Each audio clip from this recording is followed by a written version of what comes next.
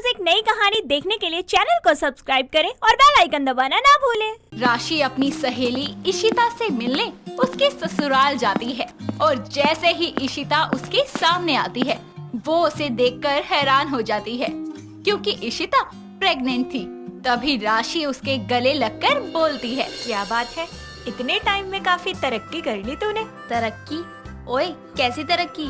अरे देख, पहले तो सिंगल थी, शादी होने के बाद तो डबल हुई और अब तो ट्रिपल होने जा रही है। बधाई हो मेरी जान। उसकी आवाज सुनकर इशिता की सास हाथ में गोंद के लड्डू लेकर वहाँ आती है और बोलती है, नहीं बेटा, इसी बात पर मुंह मीठा कर। हाँ हाँ आंटी, क्यों नहीं, मासी बनने वाली हूँ, मिठाई तो जरूर खाऊंगी। वाह आंटी, आपने ये लड्डू खिलाकर मुंह तो मीठा करवाया ही है, साथ ही दिल भी खुश कर दिया।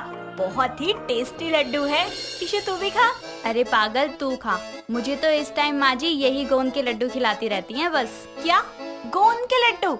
यार पहली बार सुन रही हूँ कि गोंद के इतने टेस्टी लड्डू भी बन सकते हैं, मजा ही आ गया। अरे ये गोंद वो। बहू बेटा, तू कब से खड़ी है? बैठ जा, इस हालत में ज्यादा देर खड़े रहना अच्छी बात नहीं है। तुम बैठो, मैं अभी आती हूँ।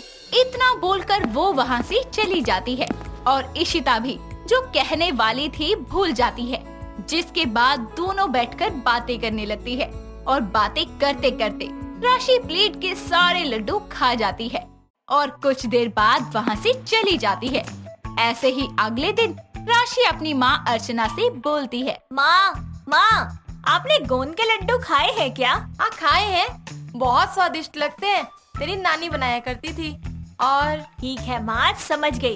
और अगर आपने खाए हैं तो आपको बनाने भी आते होंगे, मेरे लिए 1-2 किलो बना दो ना। गोंद के लड्डू गर्म होते हैं राशि, थोड़ी सर्दी बढ़ने दे फिर बना दूंगी। पर माँ मुझे अभी खाने हैं, अभी बनाओ। क्यों, तू कहीं की महारानी है क्या? तेरी फरमाइश पर अभी लड्डू ले आए? माँ आप इसकी बात मत सुनो, खुद तो कुछ करती है नहीं और बस ऑर्डर चलाई जाती है। ओए तू क्यों बीच में टपक रहा है? और तुझे क्या लगता है कि मैं कुछ बना नहीं सकती? अरे बना सकती है ना, लेकिन बातें खाना नहीं। ऐसा है ना, तो मैं खुद से गोंद के लड्डू बनाकर खाऊंगी और माँ को भी खिलाऊंगी। और तू भिखारियों की तरह जब मांगेगा ना, तुझे एक नहीं दूंगी। तुम दोनों क्यों पागल हुए जा रहे हो? बंद करो बकवास अपनी। अरे माँ, बंद तो इसका मुंह होगा जब ये लड्डू नहीं बना पाएगी। उसकी बातें सुनकर राशि गुस्से में वहाँ से चली जाती है और कुछ दिन बाद स्टेशनरी की दुकान से 2 गोंद की बोतल खरीद के लाती है और फिर किचन में जाकर खुद से बोलती है, आज राशि the new chef of this house अपने हाथों से डिश बनाने जा रही है।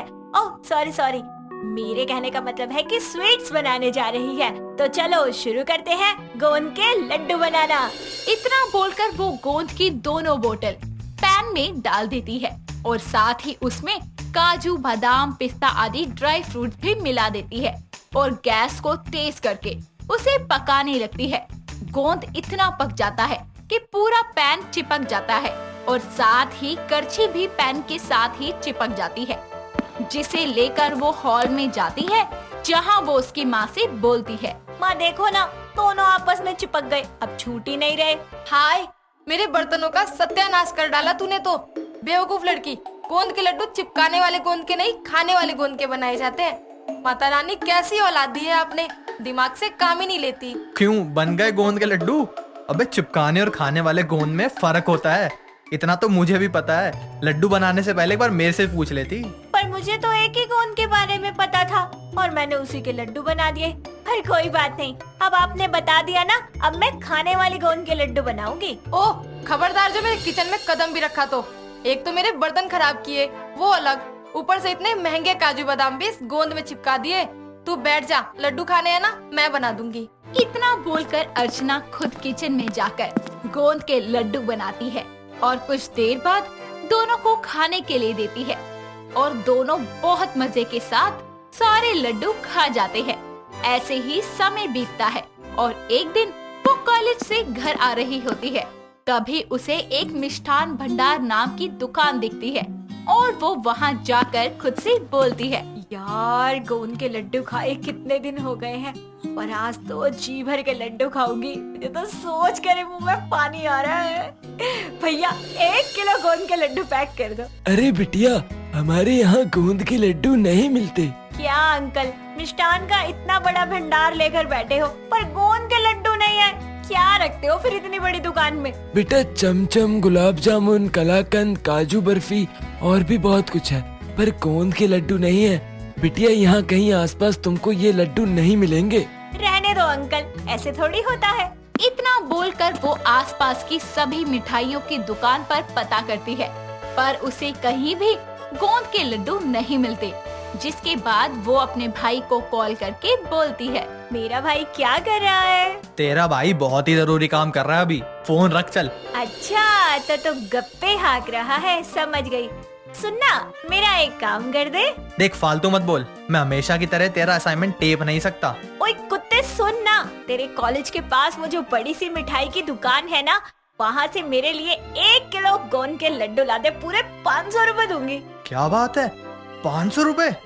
ठीक है वैन, चिंता मत कर, तेरा भाई तेरे लिए गोंद के लड्डू कहीं से भी ला कर रहेगा। इतना कहकर वो कॉल कट कर देता है और ये सुनकर राशि खुशी खुशी घर जाती है और हॉल में बैठकर दरवाजे की तरफ नजर गड़ाए अपने भाई का इंतजार करने लगती है। तभी उसकी माँ उसके पास आकर बोलती है, राशि कब से देख रही हूँ, दरवाजे की तरफ देखी जा रही है, कोई आने वाला है क्या? हाँ माँ, गोंद के लड्डू। अच्छा, तेरे गोंद के लड्डू चलकर आने वाले हैं क्या? ऐसा ही समझ लो माँ।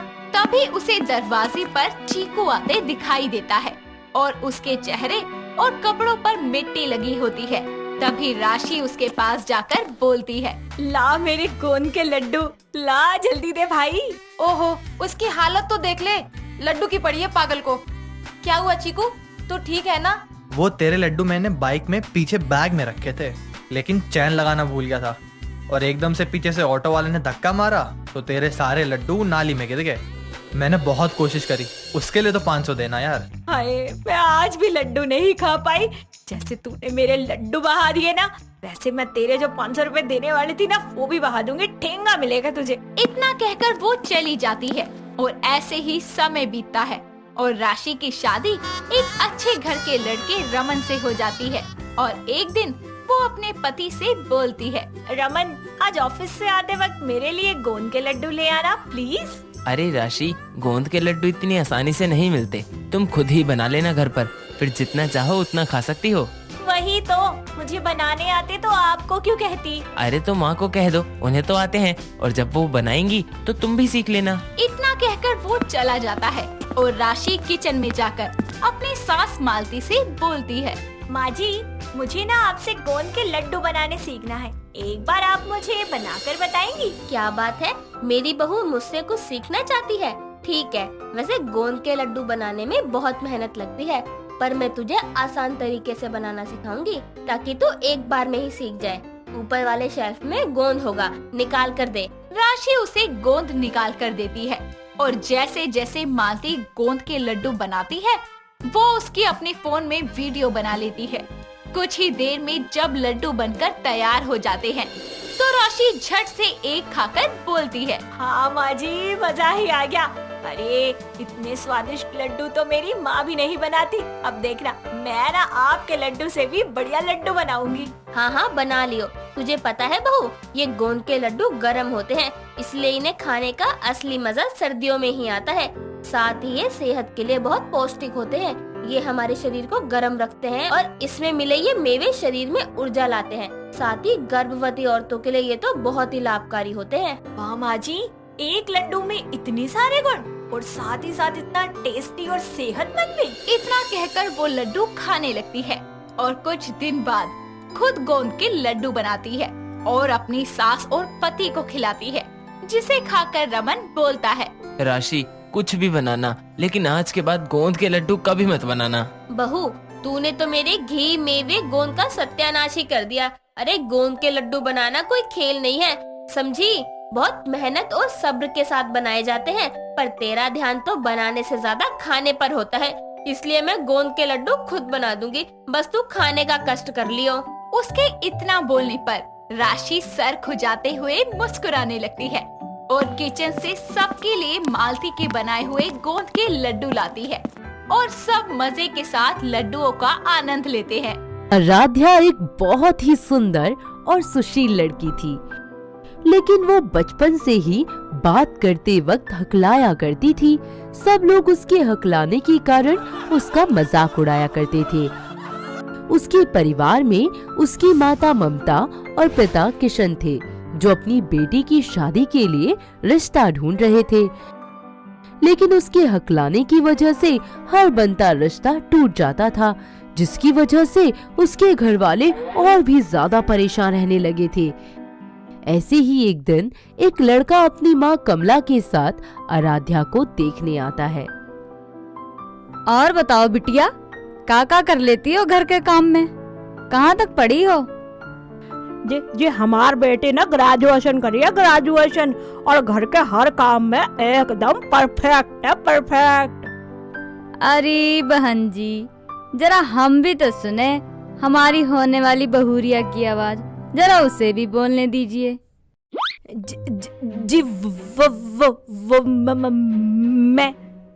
अरे बिटिया घबराओ मत, आराम से जवाब दो। हम कोई भूत थोड़ी हैं जो तुम्हें खा जाएंगे। वो मैंने ग्रेजुएशन की है, वो भी घर से। हाय दैया, ये तो हकली है। मैं कभी इसे अपने घर की बहू नहीं बनाऊंगी। एक बात बोलने में 100 साल लगा देती है। चल बेटा, चल यहाँ से, हम इस हकली को अपने घर की बहू नहीं बनाएंगे। सभी लोग गुस्से में वहाँ से चले जाते हैं। ये रिश्ता भी रह जाता है, जिसके बाद आराध्या के माता पिता और भी ज्यादा डिप्रेस हो जाते हैं। वक्त बीतता जाता है। आराध्या अपनी जिंदगी में आगे बढ़ने की सोचती है। एक दिन वो जॉब इंटरव्यू देने के लिए जाती है, लेकिन वहाँ भी उसके हकलेपन का मजाक उड़ाकर उसे बाहर निकाल दिया जाता है। वो दुखी मन से फुटपाथ पर चलकर अपने घर जा रही होती है कि तभी चलते चलते वो नमन नाम के लड़के से टकरा जाती है, जिसकी वजह से उसके सारे डॉक्यूमेंट सड़क पर गिर जाते हैं। क्या कर रहे हो? देख के नहीं चल सकते? Oh I am sorry, I am really sorry. पर एक बात बताओ तुम मुझे, तुम इतना रुक रुक के क्यों बोल रही हो? तुम्हारी मुंह की गाड़ी का पेट्रोल खत्म हो गया है क्या जो तुम इतना रुक रही हो? वो बचपन से ही ऐसी है। अरे जल्दी बताओ यार, मेरी पनवेल की ट्रेन निकल जाएगी। कोई नहीं, मैं पहले ही समझ गया तुम्हारी गाड़ी में कोई डिफॉल्ट है, तो तुम्हारा नाम आज से मिस रुक रुक है। देखो मेरे डॉक्यूमेंट्स उठा दो। खुद ही उठा लो ना मिस रुक रुक, मेरे को वैसे भी रोड क्रॉस करना है। आराध्या उसे बिना कुछ कहे चुपचाप अपने डॉक्यूमेंट्स उठाने लग जाती है, तो वही नमन रोड क्रॉस करने लग जाता है। तभी अचानक से तेज रफ्तार में आ रही एक गाड़ी नमन को टक्कर मारकर चली जाती है। आराध्या जल्दी से उसे हॉस्पिटल ले जाती है और उसका इलाज करवाती है। थोड़ी देर बाद जब नमन को होश आ जाता है, अरे मैं जिंदा हूँ? ये स्वर्ग में आ गया मैं कहीं? अरे डॉक्टर, तुम भी मर गए क्या? तुम बिल्कुल ठीक हो और सच में अंधे हो क्या? दिखता नहीं है? इतनी तेज रफ्तार में गाड़ी आ रही थी। मिस रुक रुक, तुम क्या कर रही हो? मेरी जान बचाने के लिए गाड़ी के सामने कूद गई थी क्या आके? सही है बेटा, ये भी सही है। इन्होंने ही आपकी जान बचाई है, थैंक यू बोलिए इन्हें, वरना आज आप सच में स्वर्ग सिधार गए होते। थैंक यू मिस रुक रुक, तुमने मेरी जान बचा ली, वरना यार मेरे को कबारा ही मरना पड़ जाता। चलो ठीक है, अब अपने घर जाओ। हाँ, वैसे तुम हकलाती हो पर दिल से बहुत साफ हो। बिल्कुल, इंसान के अंदर कमी होती है, पर इसका मतलब ये नहीं कि हम उसे धिक्कारेंगे। माशाल्लाह माशाल्लाह, क्या बात कही है। बेशक से तुमने टाइम लिया है, पर बात एक नंबर की कही है तुमने। Thank you. अरे मैंने तो तुम्हारा नाम भी नहीं पूछा। हाँ, वैसे तुम मेरे को अपना नंबर दे सकती हो, ऐसे ही आसान उतारने के लिए पूछ रहा हूँ, क्या पता कभी तुम्हें जरूरत पड़ जाए। इस तरह दोनों आपस में नंबर एक्सचेंज कर लेते हैं। वक्त बीतता जाता है। दोनों रात भर मैसेजेस में बात करते, कभी पार्क या कैफे में मिलने लगते और एक दूसरे के साथ ज्यादा से ज्यादा वक्त बिताने लगते हैं। उन दोनों की ये दोस्ती प्यार में तब्दील हो जाती है और वो शादी करने का फैसला ले लेते हैं। नमन अपनी माँ विमला को आराध्या के बारे में बताता है, पर उसके हकलेपन की सच्चाई नहीं बताता। दोनों परिवार वाले बड़े धूम धड़ाके से नमन और आराध्या की शादी करवा देते हैं। शादी के बाद भी नमन अपनी माँ को कोई मौका ही नहीं देता कि वो अपनी बहू से बात कर सके। ऐसे ही एक दिन रसोई में, बहू, आज खाने में क्या बना रही है? अरे बेटा, जब से तेरी शादी हुई है ना, तुझसे बात करने का मौका ही नहीं देता मेरा बेटा। जब भी बात करने आती हूँ तो बीच में आ जाता है। अच्छा हुआ जो आज वो घर पे नहीं है।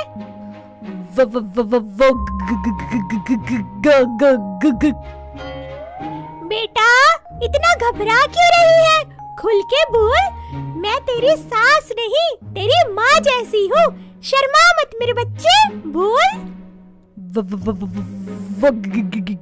गाजर का हलवा। हाय, तू ऐसे कैसे बोल रही है? हे भगवान, मेरा तो दिल ही बैठा जा रहा है। कहीं तो हकली तो नहीं है? हाँ माँ जी, मुझे लाने की बीमारी है। हाय, मैं लुट गई, मैं बर्बाद हो गई। हाय, ये क्या हो गया? अरे तुझे शर्म नहीं आई अपनी सच्चाई छुपाते हुए? जा जाके चुल्लू भर पानी में डूब मर, करम जली। उसकी सास को बहुत तेज गुस्सा आ जाता है, जिसकी वजह से उसे घर से निकाल देती है। नमन अपनी माँ के गुस्से की वजह से आराध्या को जाने से रोक नहीं पाता और वो बेचारी अपने घर चली जाती है, जहाँ उसके माता पिता उसे समझाते हैं। आराध्या सुनो, रोते नहीं है। मेरी बेटी शेरनी है, शेरनी। ये आंसू पोंछ और दुनिया को दिखा दे, जो तेरी कमजोरी है वही तेरी ताकत है। तू किसी से कम कोनी। अपने पिता की ये बात सुनकर उसमें जोश आ जाता है और वो आईएएस की पढ़ाई में जी जान से मेहनत करने लग जाती है। कुछ दिनों बाद यूपीएससी का रिजल्ट आता है, जिसमें वो अव्वल रैंक लाकर आईएएस ऑफिसर बन जाती है। फिर क्या, इसके बाद उसकी सास विमला और पति आकर उससे अपनी गलतियों की माफी मांगती हैं। वो उन्हें माफ कर देती है। इस तरह उनका पूरा परिवार खुशी खुशी एक साथ रहने लगता है।